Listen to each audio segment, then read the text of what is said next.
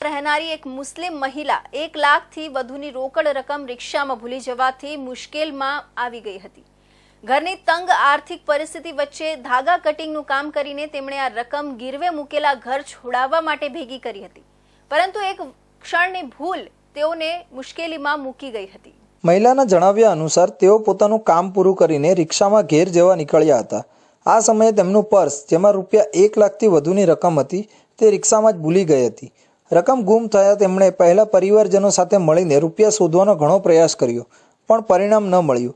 અંતે તેમણે લિંબાયત પોલીસ સ્ટેશનનો સંપર્ક કર્યો હતો। લિંબાયત પોલીસ સ્ટેશનમાં ફરજ પર રહેલી મહિલા પોલીસ કોન્સ્ટેબલ કિંજલબેન અને લિંબાયત પોલીસ સ્ટેશનના સર્વેલન્સ સ્ટાફે તરત જ કાર્યવાહીની શરૂઆત કરી હતી। Police inspector N.K. કામળિયાના માર્ગદર્શન હેઠળ સમગ્ર વિસ્તારમાંના 100થી વધુ સીસીટીવી ફૂટેજ ફંફોળ્યા હતા। ઘટનાની ગંભીરતાને ધ્યાનમાં રાખીને અનેક રિક્ષાઓ તપાસવામાં આવી।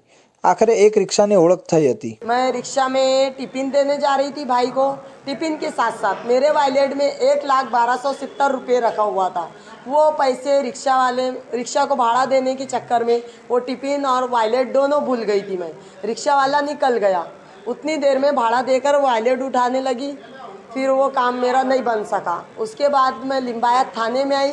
मेरा डिस्ट्रिक्ट पुलिस ने बहुत हेल्प की। 3 से 4 घंटा दौड़ भाग किए।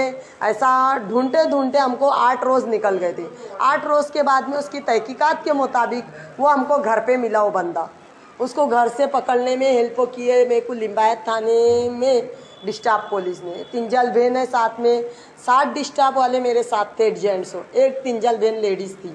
આગળની તપાસમાં એ જ રિક્ષા હોવાનું સ્પષ્ટ થતાં તત્કાલ કાર્યવાહી કરીને પોલીસ દ્વારા રિક્ષા ચાલકનો સંપર્ક સાધવામાં આવ્યો હતો।